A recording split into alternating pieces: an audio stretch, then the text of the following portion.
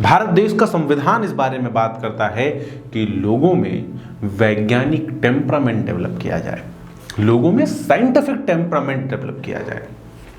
और इसी scientific temperament को लेकर कई बार बहस भी छिड़ती है कि आखिर साइंटिफिक टेम्परामेंट है क्या। ये अफसोस की बात है कि भारत जैसे देश में विज्ञान का मतलब यूरोपीय ज्ञान हो गया है, विज्ञान का मतलब पश्चिमी ज्ञान हो गया है। आज विज्ञान वही है जिसके ऊपर पश्चिम का ठप्पा लग जाए।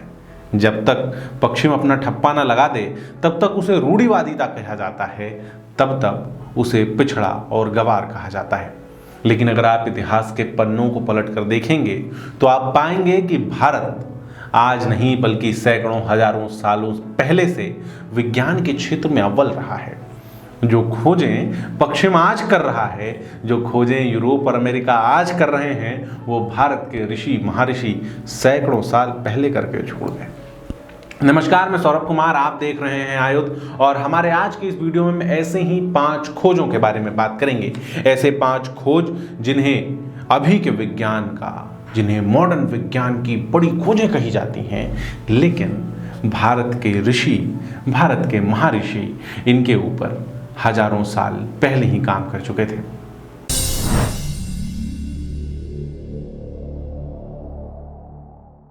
सबसे पहले हम बात करते हैं प्रोस्थेटिक्स के बारे में, यानी कि कृत्रिम अंग। 19वीं सदी के आखिर में कृत्रिम अंगों की खोज हुई मॉडर्न विज्ञान में। उस समय क्या होता था, किसी के पैर कट गए हैं तो उसके ऊपर एक पैर चढ़ा दिया जाता था, उसे ही कृत्रिम अंग कहा जाता था। आने वाले समय के साथ धीरे धीरे इस क्षेत्र में और प्रगति भी हुई है। आजकल तो क्या AI वाले लगने लगे हैं, बायोमेट्रिक ऐसे लगने, रोबोटिक्स हैंड्स लगने लगे हैं। इससे वो बिल्कुल वैसे ही काम करते हैं जैसे इंसान का शरीर काम करता है। लेकिन आज भी प्रोस्थेटिक्स को, आज भी सर्जरी को एक जटिल विज्ञान माना जाता है। लेकिन भारत में ये सर्जरी की प्रक्रिया आज नहीं बल्कि आज से हजारों साल पहले थी। भारत में एक ऋषि हुए सुश्रुत, जिन्होंने आज से 2600 साल पहले कैटरेक्ट के ऑपरेशन किए थे, जिन्होंने आज से 2600 साल पहले सिजेरियन ऑपरेशंस करके बताए थे। और ये सिर्फ कोई कहानियां नहीं हैं, ये सिर्फ कोई बातें नहीं हैं। सुश्रुत ने अपना सारा ज्ञान, अपना सारा विज्ञान सुश्रुत संहिता में लिखा। उस सुश्रुत संहिता में आज भी 120 से ज़्यादा सर्जिकल इक्विपमेंट और 300 सर्जिकल प्रोसीजर्स लिखे हैं, जिन्हें आज के मॉडर्न वैज्ञानिक भी मानते हैं कि इनका इस्तेमाल किया जा सकता है। सुश्रुत अपने सुश्रुत संहिता में ये भी बताते हैं कि किसी सर्जरी के बाद जो इक्विपमेंट हैं उनको साफ कैसे किया जाता है।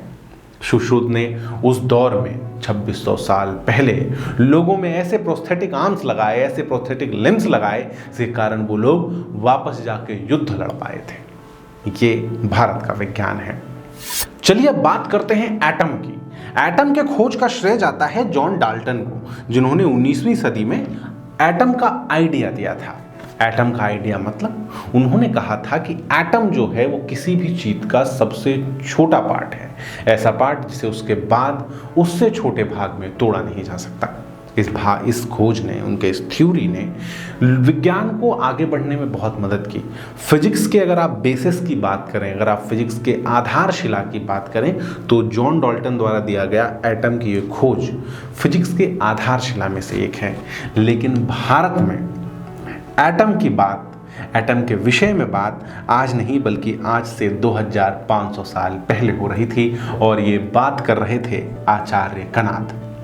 आचार्य कनाद जो कहते हैं, उन्होंने एटम के बारे में बात करने के लिए चावल का एग्जाम्पल दिया।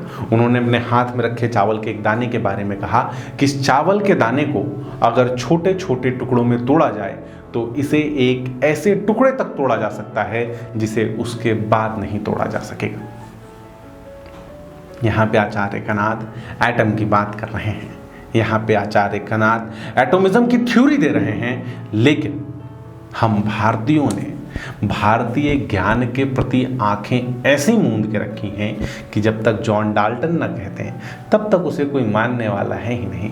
आचार्य कनाद की कही गई बात तो बस कहानी है गुरु। चलिए अब और आगे आते हैं, बात करते हैं हमारे सौरमंडल की, बात करते हैं हमारे इस ग्रह की जिसके ऊपर हम रह रहे हैं, जिसे पृथ्वी कहते हैं। ज़्यादा पुरानी बात नहीं है जब पश्चिम में किसी व्यक्ति को जिंदा जला दिया गया, किसी को फांसी टांग दिया गया, जिसने बाइबल के सीख के उल्टे जाकर कह दिया था कि पृथ्वी सूर्य के चारों तरफ घूमती है। सूर्य पृथ्वी के चारों तरफ नहीं घूमता। पश्चिम हाल फिलहाल में जाके इस बात को स्वीकार कर पाया है। एस्ट्रोनॉमी तो दूर की बात है, छोड़िए। आज जब बड़े बड़े दूरबीन बन गए हैं, आज जब स्पेस पे जाने लगे हैं तो हमारी गणनाएं ज़्यादा साफ हो गई हैं, लेकिन भारत में एस्ट्रोनॉमी, भारत में खगोल शास्त्र इतना विकसित था, इतना आगे था कि 12वीं सदी में भास्कराचार्य ने गिनकर बता दिया था कि पृथ्वी को सूर्य के चक्कर पूरा करने में 365 दिन लगते हैं। आज के वैज्ञानिक भी सोच के हैरान हैं कि उस समय ना जब कोई इक्विपमेंट था, ना बड़े बड़े दूरबीन थे, तो भास्कराचार्य ने कर कैसे लिया। इसका जवाब भारत के विज्ञान में है और भास्कराचार्य की इसी गणना के आधार पर, उनके इसी खगोल शास्त्र के ज्ञान के आधार पर भारत के कैलेंडर बने, भारत की काल गणना बनी, जिसे आज हम पिछड़ा मानते हैं, जिसके बारे में कई लोगों को पता भी नहीं है। हमारा भाई साहब नया साल आज भी 1 ही जनवरी से शुरू हो रहा है। अगली बात जिसके बारे में हम बात करने वाले हैं, वो तो अगर कोई नेता मंच से बोल दे तो भाई साहब ट्रोल हो जाता है, उसके मजे ले लिए जाते हैं। इंसान जब से आया है, इंसान की जो सबसे बड़ी मन की इच्छाएं रही, उनमें से एक इच्छा रही है उड़ने की इच्छा। और ये उड़ने की इच्छा तब पैदा हुई जब यूरोप में क्या बना, हवाई जहाज बना। सबसे पहले राइट ब्रदर्स ने उसकी खोज की, ऐसा कहा जाता है। लेकिन भारत में विमानों के बारे में जो चर्चा आती है, विमानों के बारे में जो बात आती है, वो पिछली सदी में नहीं आती, पिछली शताब्दी में नहीं आती। वो बात आती है 400 BC, यानी कि ये जो 2000 साल की गणना है उसके शुरू होने से भी 400 साल पहले, जब महर्षि भारद्वाज अपनी पुस्तक में विमानों के विषय में लिखते हैं। महर्षि भारद्वाज सिर्फ ये नहीं बताते कि विमान कैसे होते हैं और विमान क्या करते हैं, वो ये भी बताते हैं कि विमान को स्टीयर कैसे करना है। वो ये भी बताते हैं कि विमान पर चढ़ने से पहले पायलट तैयारी कैसे करता है। वो ये भी बताते हैं कि अगर कहीं अचानक से तूफान आ जाए तो विमान को हैंडल कैसे करना है। और तो और उसमें ये भी लिखा है कि विमान को सौर ऊर्जा से एनर्जी कैसे मिल सकती है। उन्होंने जो डायग्राम्स बनाए हैं विमानों के, उसे देखकर आज के वैज्ञानिक भी हैरान हैं। आज के वैज्ञानिक भी उतनी उन्नत तकनीक के विमान नहीं बना पाए हैं।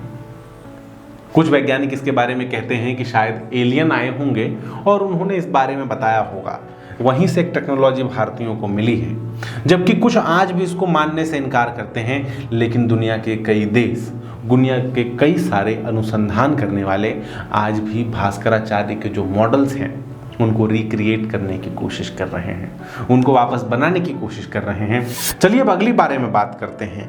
अगली बात हो रही है फिर से भास्कराचार्य की। भास्कराचार्य जिन्होंने न्यूटन के 1200 साल पहले ग्रेविटी की बात की थी, गुरुत्वाकर्षण की बात की थी। आप ही बताइए, मॉडर्न फिजिक्स के सबसे बड़े साइंटिस्ट, सबसे बड़े वैज्ञानिक कौन है? न्यूटन है। न्यूटन की सबसे बड़ी खोज क्या है? गुरुत्वाकर्षण है, लॉ ऑफ अट्रैक्शन है। लेकिन न्यूटन ने जब वो सेब गिरते हुए देखा है पेड़ से, उससे कहीं पहले भारत में गुरुत्वाकर्षण की बात हो रही थी, भारत में ग्रेविटी की बात हो रही थी। ये बातें कर रहे थे भास्कराचार्य। भास्कराचार्य जिन्होंने लिखा है कि पृथ्वी में एक आकर्षण बल है जिसके कारण चीजें पृथ्वी की ओर गिरती हैं, और उन्होंने ये भी बताया कि इसी आकर्षण बल के कारण जो चांद है या जो बाकी के ग्रह हैं वो अपने ऑर्बिट में बने रहते हैं, अपने पथ पर बने रहते हैं। इसके कारण सूर्य के गुरुत्वाकर्षण के कारण ही पृथ्वी सूर्य के चक्कर लगा पाती है, बाकी ग्रह सूर्य के चक्कर लगाते हैं। ये बातें भास्कराचार्य तब कह रहे थे जब बाकी की दुनिया ये मानने को तैयार भी नहीं थी कि पृथ्वी सूर्य के चारों तरफ घूमता है, जब बाकी की दुनिया गुफाओं में रह रही थी, जानवरों को मार के कच्चा खा रही थी। उस समय भारत में खगोलीय गणनाएं की जा रही थीं। और अफसोस कि आज भारत में विज्ञान का मतलब पश्चिम से आया हुआ ज्ञान हो गया है। अगर आपको हमारा ये वीडियो अच्छा लगा, अगर आपको वीडियो में दी गई ये जानकारी अच्छी लगी, तो हमारे चैनल को सब्सक्राइब कीजिए, फेसबुक, ट्विटर, इंस्टाग्राम पे हमें फॉलो कीजिए और अपने दोस्तों के साथ भी ये वीडियो शेयर कीजिए। आपका बहुत बहुत धन्यवाद।